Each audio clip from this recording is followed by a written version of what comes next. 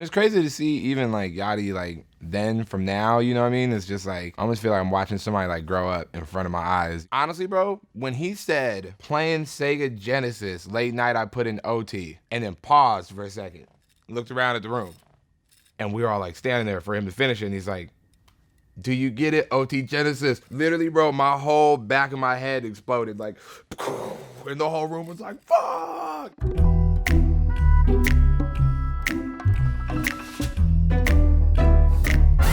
The original conception of Hey Julie and the Hey Julie hook was actually on this other song that I recorded a minute ago with my homie Naz and my homie August Grant. This shit was fire. You know what I mean? So fire that for whatever reason, the computer just had a meltdown. The computer just had a fucking stroke and just blew up and just, we lost all the parts. We had to like redo the song. And one night, I'm working with Yachty on the interludes for a Light of Mine. Before he left, he just kind of like randomly was just like sitting there for a minute and was just like, you know, like, hey, y'all got a beat or what's up? My homie Naz had a totally different beat and we still remembered that hook, you know, hey, Julie, heard you got that wet, wet, wet. And when Yachty was in there like freestyling shit, we were like, damn, bro, his voice saying that would be like crazy. So I went in there and I was like, listen up, son.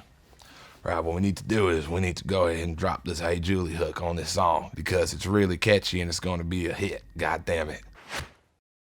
Hey Julie, heard you got that wet, wet, wet.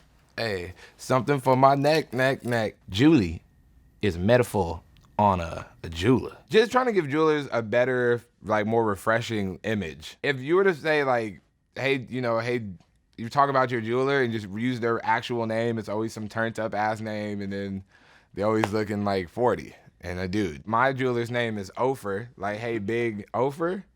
You know what I'm saying? And I fuck with you, Ofer. You know I fuck with you. But it's like, you know, shouts out to Ofer too, who made these incredible pieces. Shouts out Big O. But yeah, I'm not gonna be like, hey, Big O. Like, hey, Julie, heard you got that drip, got that drip. Yeah, something for my wrist, for my wrist. Hey, Julie. Ooh,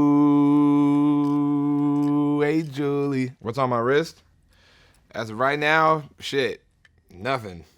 Hair. The thing about ice, it only works for some places if we're being fully transparent. Like, you know how hard it is to go to like Creation Juice Bar, bro, and order some shit wearing this? Like, bro, niggas just don't take you serious. You know what I mean? I'm like, yo, can I get a almond milk latte with just an extra shot of espresso? And I have these just big ass chains on. You know what I'm saying? Like, I only got these chains in the first place because I knew the music video was coming and I was like, this nigga Yachty gonna have so many chains. You know what I mean? He's gonna pull up with a truckload of chains and have like a forklift holding them up for him as he's performing. I was like, nigga, I'm gonna be there looking naked.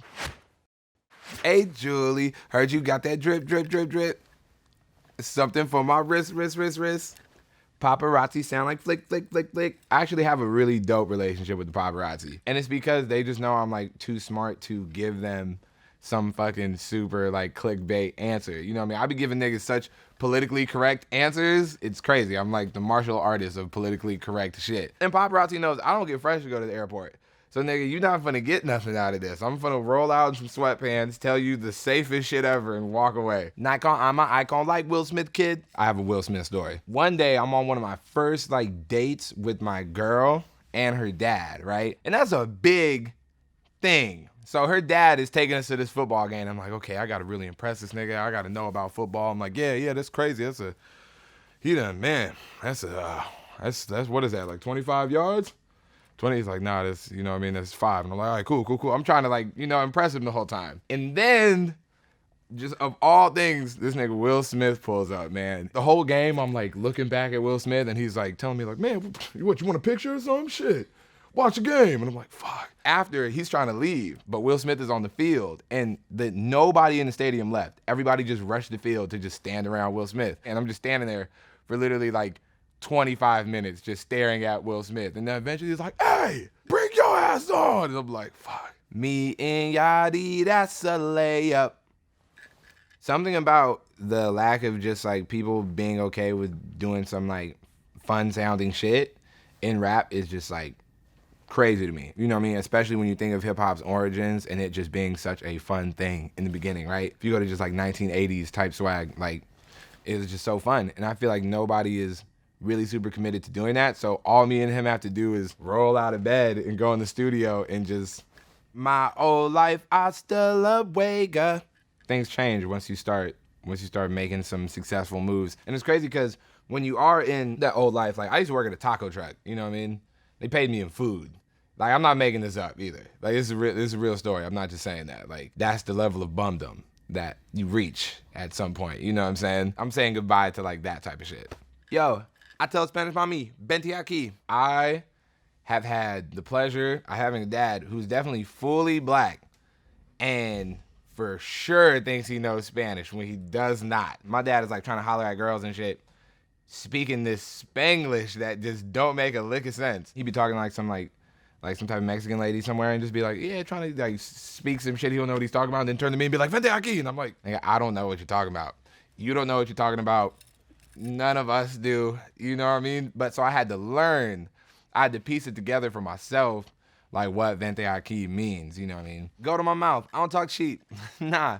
Yo, these bitches used to make fun of my teeth. Randomly, like my teeth were like hella cool until like the most pivotal years. The moment I hit like 7th and 8th grade, I had this big ass tooth just start like forcing its way in the situation, and it just started fucking everything up. So yeah, nigga, I was in 7th grade getting called fucking shark tooth, saber tooth, nigga, Dracula, fucking, you know what I mean, the Fang. I'd be rather compared to like Dracula or a saber tooth tiger because there's something I can pull from that. There's something I can take away from that.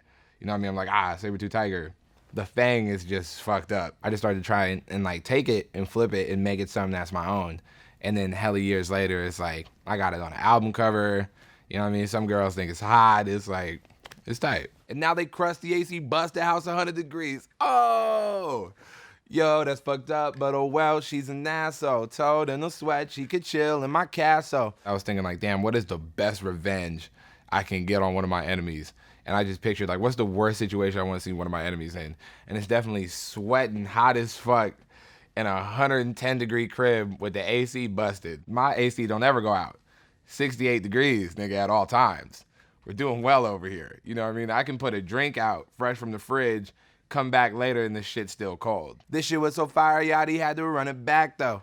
About to ride a chain off in my taxo. The whole time I was just saying so much ignorant shit in the song that I was like, okay, I need to try and end it with like some type of like Jay-Z shit where I'm like trying to school people on why it's still okay to do this. If you are purchasing any type of costume, any type of fucking, it can be a big ass crazy hat, right? Let's say you're on some Jamiroquai shit and you want a wild hat. Anything that you are purchasing for use on the stage and the stage alone can be written off in your taxes. Just to school y'all.